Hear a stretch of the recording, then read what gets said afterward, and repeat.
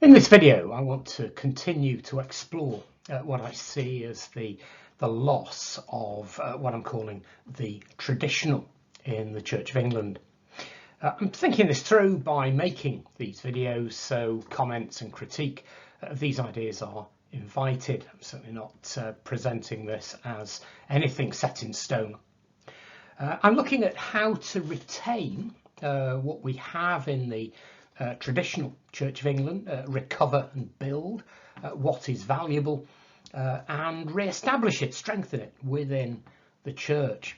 And I want to make sure that along the way I want to avoid being merely nostalgic. I don't think nostalgia is particularly helpful at all. Now, this is the second of what's probably going to be a series of these videos as I think this through.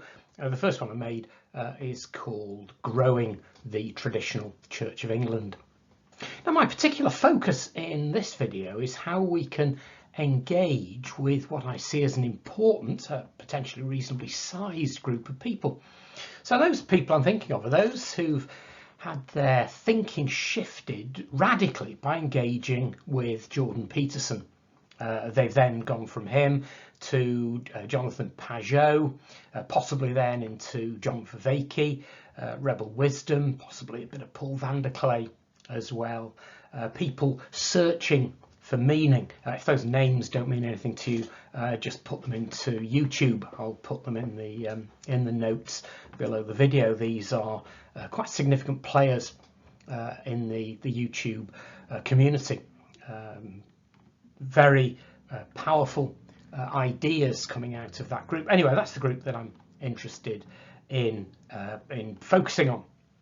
And this group are at present outside the church, but theoretically they should be very open to church if we get it right. I need to qualify what I mean there by get it right. I'm certainly not thinking of that seeker movement method of the 80s, which was moulding the church so it fit with a comfortable sort of middle class lifestyle and understanding, so it meant that people could just seamlessly move from their comfortable middle class lives into church and they'd hardly notice that it was church.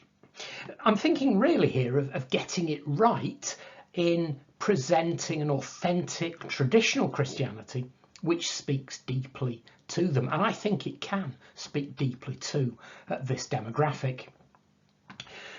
But it's presenting something which is almost certainly in many ways alien and different to the life they currently inhabit.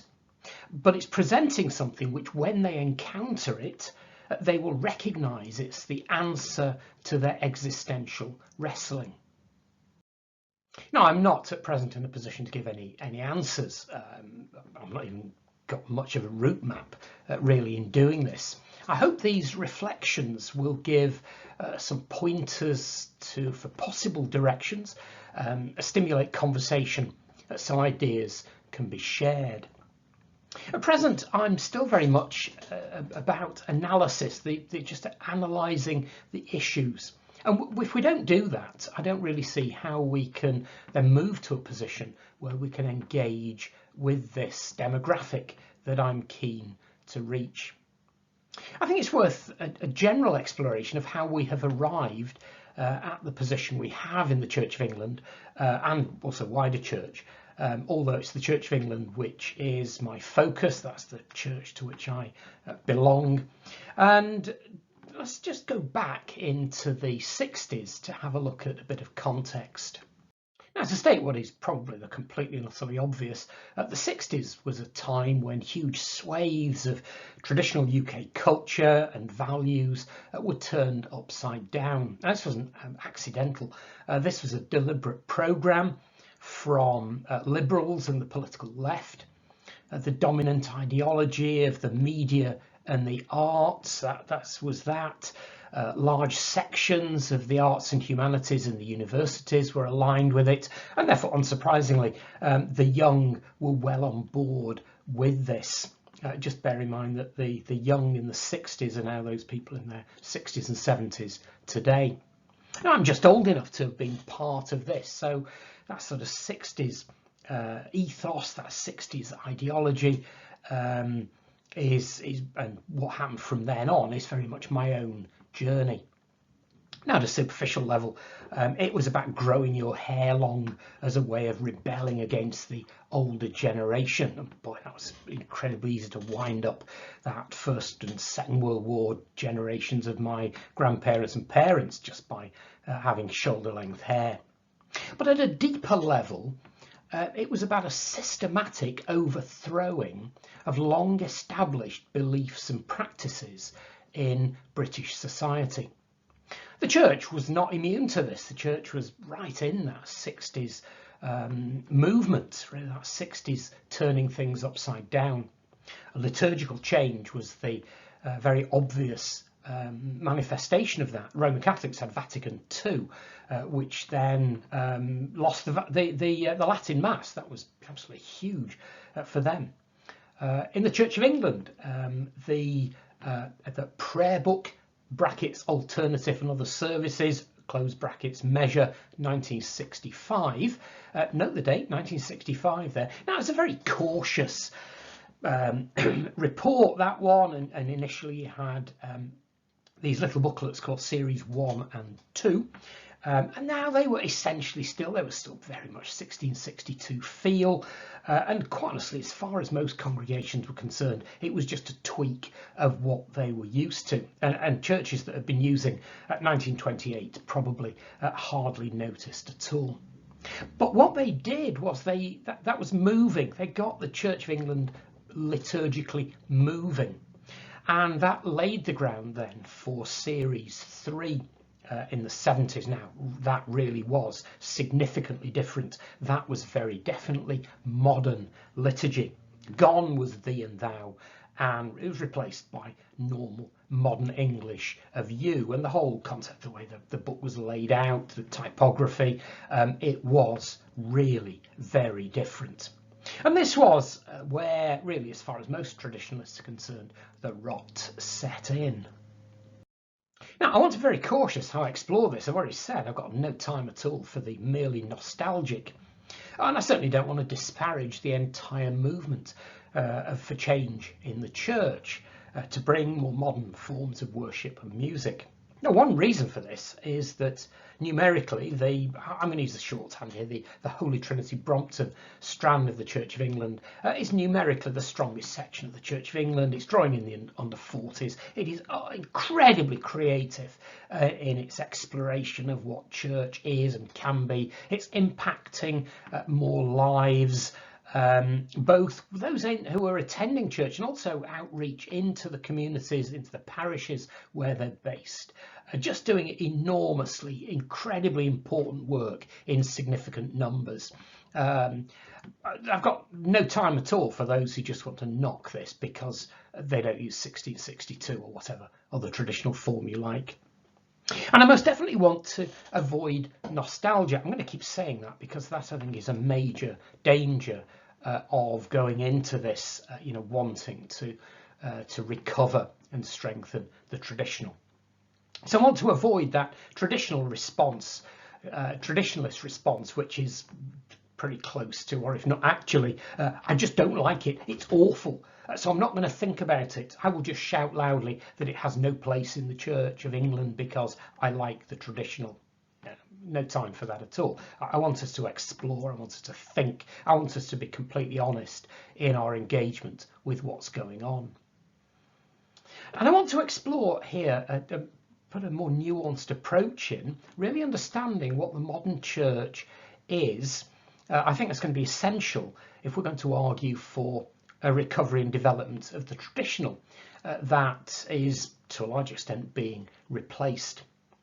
And very importantly, when I've got to the end of this analysis, I'm going to be arguing for a both and model of Church of England, not an either or. Now, a major aspect of this nuanced approach is to identify two, as far as I'm concerned, pretty distinct strands within this, for want of a better term, this modernisation of the Church of England, also part of the wider modernisation of the Church in England. And one strand of this is the modernisation in every aspect of the church. So modernisation of music, liturgy, style of worship, modernisation of theology, of modernisation of ethics. We've got to get away from the past and reinvent. Let's have, theology and ethics for the 1960s. The other strand was a modernisation, music, liturgy, styles of worship, but a retention of traditional theology and ethics. Now, during this modernisation period, sort of mid-60s to probably late 70s, I was, to a large extent, I was a sort of temporary resident in the Methodist Church during that period. And that denomination is very definitely in the modernisation in every aspect of the church camp. I see that as a major factor in the precipitous decline in membership of the Methodist Church. I see it very much as a church which it just becomes so accommodated to the modern that for most people it probably raises a question. If they look at the Methodist Church and they, well, why would I bother with membership of a church like that? It's just a group of nice liberal people, now mainly elderly. They're just a group of middle-aged and old people who are just indistinguishable from any other sort of guardian types of that age. If you lean this way, why would you bother going to the Methodist Church? Just do something that's far more real, like Extinction Rebellion, the Labour Party, I don't know, Black Lives Matter. You go in there where you've got real vibrancy in a sense that you're doing anything. But it's not that strand I'm particularly interested looking at in this sense of the modern. It's that other strand, the modernisation of music, liturgy, style of worship. Yeah, no question that happens. But, and this is the important bit, a retention of a traditional theology and ethics. And it's that strand that I think we should be looking to have a both and. And it's this section of the church. I'm going to just use the shorthand of that Holy Trinity Brompton strand of the Church of England. Now, it's also, as I look at this developing and building the traditional Church of England, that's the Holy Trinity Brompton strand could potentially provide a cohort of people who could be attracted to a more traditionalist approach. Well, let's be realistic here, possibly as they get older. And also, as those people like Holy Trinity Brompton strand is very willing to engage with lots within the traditional. They'll read the great saints, the lives of the saints. They'll dip into all sorts of traditions. They're quite comfortable dipping into English mystics. No problem with that sort of stuff at all. They say you get somebody who's been working with the Lectio 365 app, and they're just beginning to realise that there's strands within the church which their own sort of charismatic Church of England worship doesn't quite touch. I think they could be people open to a more traditionalist approach as a both and. I'm not looking here at sort of trying to poach people from the HTB strand. I don't see this as about conflict. It's about working together as the Church of England. Now, I want at this point to have a digression to explore one of the concepts which I've met as I've been engaging with this, and I think it's right at the heart of this exploration, and it's the idea of the Gnostic within Christianity. Now, just forget anything you may know about 1st and 2nd century church here. That's not the way I'm using the term. The way I'm using the term Gnostic here, I'm taking this from Dr. Gavin Ashenden. He's a former chaplain to the Queen, and I came across this in a Spectator podcast. He was in conversation with somebody. And very simply, it's the idea that in the Gospels, it's pretty clear that Jesus was expecting some people to be drawn to the Gospel and other people not. And so he's got all sorts of stories. He's got wheat and weeds. He's got seeds that grow and seed that doesn't grow, and so on. Now, the more I reflect on this, the more important I think it is to engage with it. And it can be looked at in various ways. In my video, Growing the Traditional Church of England, I was focused here as I explored this mainly on the rejecting the idea of the Gnostic, a fear within the Church of England, a state church. I'm a school chaplain, so it's very acute for me. A rejection of the idea that some people may not actually be included. The school chaplain, I just can't do that at all. And so we work so hard in the Church of England to get everyone included. We work so hard at that inclusion, that we lose the core. We can very easily lose the core of Jesus' message, which is about a profound meeting with God. It's about encountering the other with goodness itself, with that which or who transcends, profound meeting with the greatest good of which you can conceive, and it's just laid out before you, presenting this challenge. A profound meeting that really some people just do not want to experience. Thank you very much. We're just not interested. Now, problem here is Church of England chaplain, school chaplain, I've got to bend over backwards just to keep on board even those who are not interested.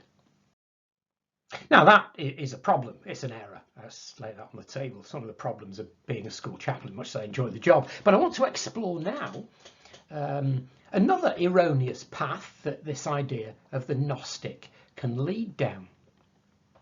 And that is so much of a focus on this division into those who have ears and a hearing, that no attempt at all is made to draw in those, careful nuanced wording here, those who cannot at present hear. Emphasis on at present. But if we did X, they would be able to hear and respond, or even they would possibly be able to hear and respond. Then, of course, what we've got to do, this is why I've got no answers to this one, then, of course, we need to identify that range of different factors X, which could be getting in the way of them hearing and seeing and responding. Now, it's very easy for clergy or leadership laity to sit in a comfortable church situation with a small but devoted and committed congregation with a feeling that, well, they're the enlightened ones. They are the ones who can hear and see. They are wheat, not weeds. This idea of the Gnostic can then be used to blame everyone else. They don't have ears to hear, eyes to see. This is where they could meet with God. It's not my fault if they don't turn up. It's their fault. They don't have ears to hear. Now, within the traditional C of E, this can be seen in the priest who sees himself as faithfully presenting that which he is convinced is authentic traditional Christianity. There's no indication the congregation is doing anything other than slowly declining as they become too infirm to attend or just actually die.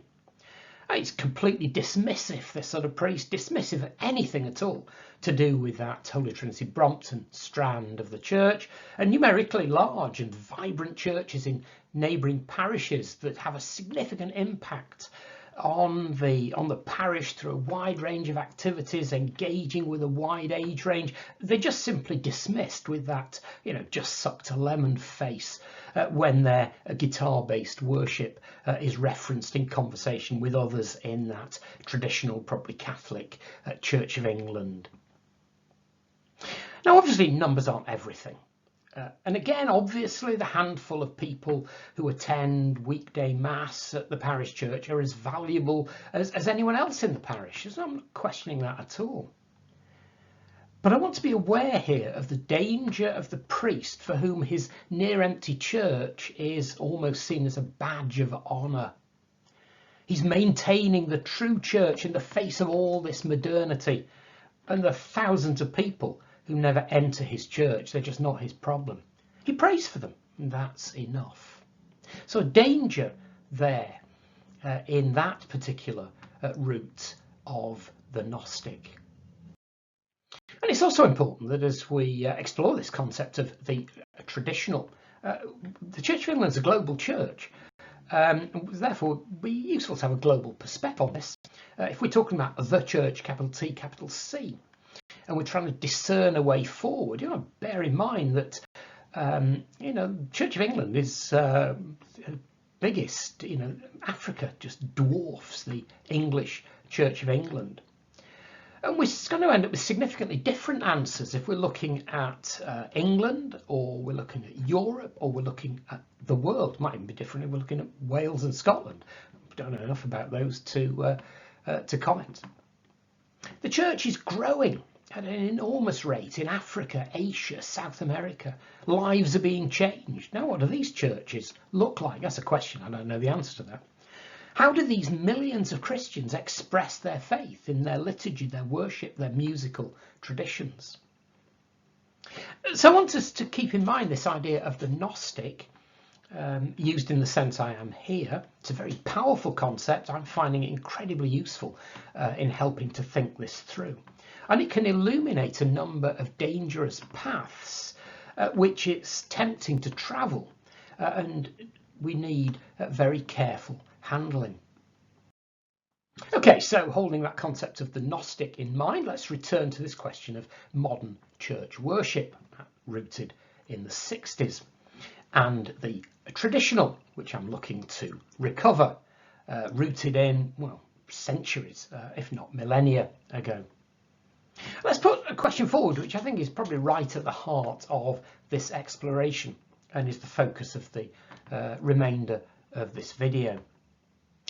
Can we expect people to be able to walk into a traditional Anglican service and immediately get it and be able to work with it?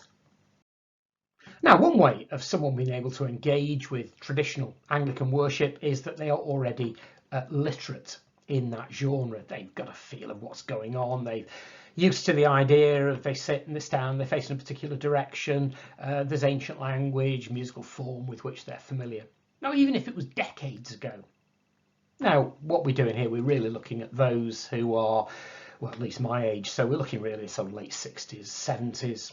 We're looking at those people who've attended independent schools with a school chapel and a chaplain.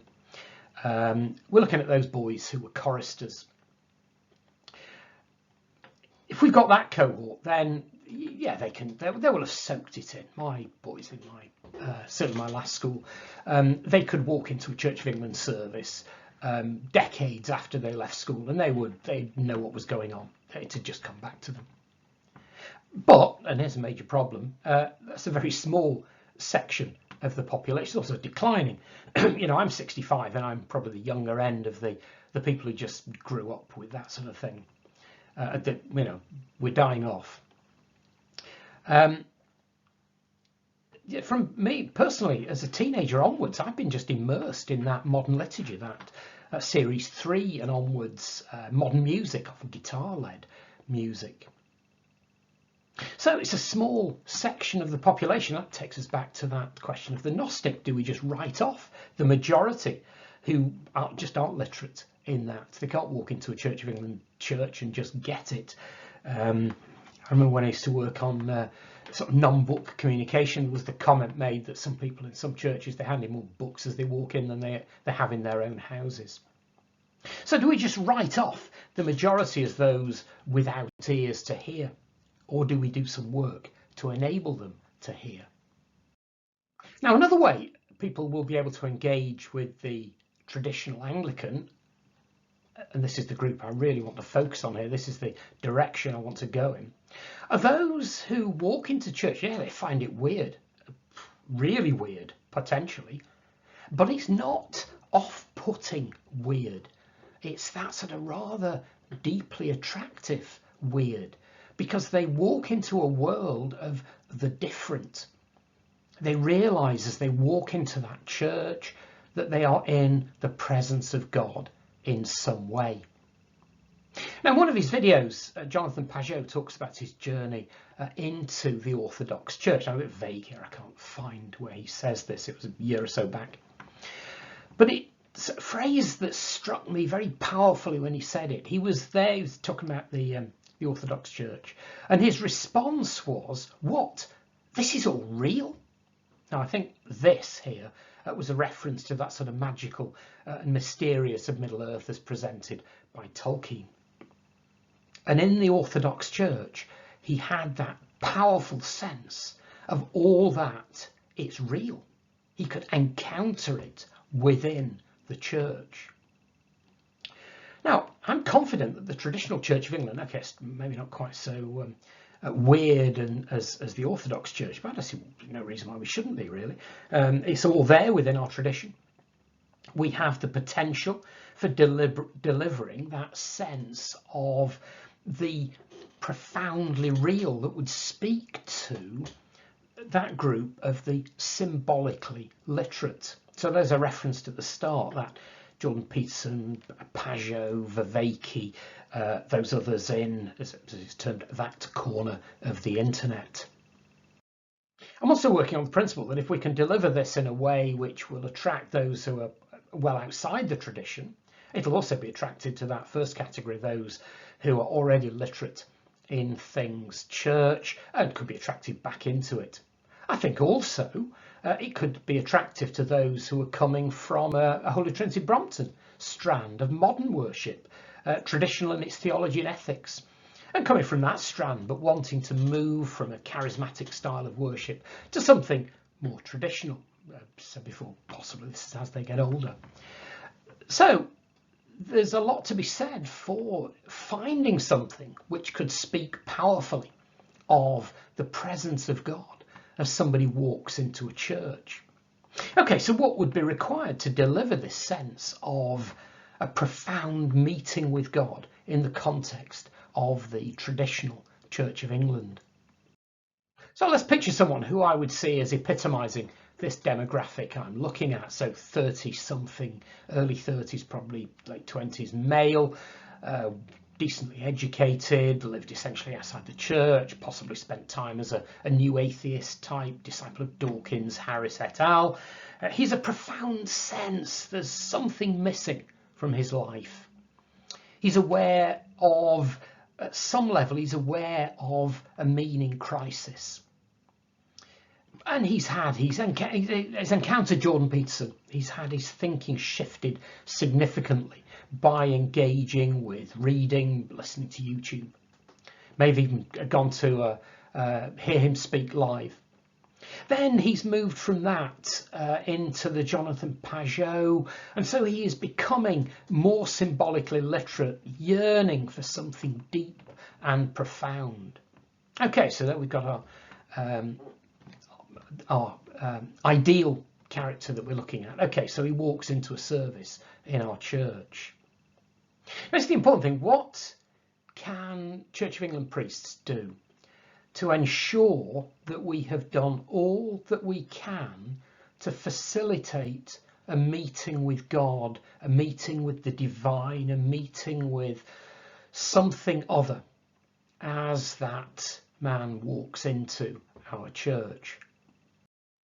Now, I have a suspicion that there's a certain level of, well, let's call it aesthetic quality that's required before a service, or just the empty church, delivers that sense of being in the presence of God. So how can this be delivered by the average parish church? Well, the problems I'm thinking of here, well, let's look at one is a service. And so our young man walks in, 30-ish. The immediate issue is he walks in and the church is probably at least 80% empty, and the congregation who are there, he's looking at them and thinking, well, these are all the age of my grandparents. And then in the service itself, there's a major problem for many churches in the choir, even if is the church even managing a choir, and the organ playing, and hence the quality of any sung liturgy. And it's worth just dipping back into that Holy Trinity Brompton strand of worship, because you can walk into that HTB type of Church of England church and it'll certainly have a much younger age profile than a traditional CV. It'll be warm, there'll be toilets, there'll be coffee. Okay, level of musicianship may not be that high. Here's an incredibly important point. It doesn't need to be to deliver acceptable worship in that genre. And so our, age 30 young man walks into that type of church. He's going to find himself in a context of warmth and friendship and accessible worship. In other words, for those comfortable with that tradition, it's fairly easy to deliver. There are plenty of churches who can provide that. Okay, questions then I want to end with, and there'll probably be more videos on this theme as I continue to reflect, and I hope also engage with others who can feed into this. What can we do as priests with our existing services to facilitate this 30-year-old man who walks into our traditional Church of England service? How can we facilitate him encountering something of God such that he wants to come back? Another very important question, well, okay, what else can we be doing in our churches? What are the types of services? May not be services, there may be something else. Maybe there is a contemplative prayer group, maybe it's use of Lectio Divina as a way into the Bible, anything else. What else can we be doing in our churches which is a genuine opening up of a traditional Church of England spirituality for those who may be attracted to it? And very importantly, not hiding behind that strand of the Gnostic that I've explored here, where a traditional Anglicanism, it looks rather like a bit of a niche inhabited by the nostalgic and cultural snobs, with the priest and congregation sitting in their empty church with a rather smug feeling that it's not their fault that people don't come and join them, that they are the enlightened few holding the tradition. It's the fault of those outside the church who are Philistines. So what options are there then for opening up our churches, doing all we can to facilitate those currently outside the church who could be drawn to those ancient models of worship and being church?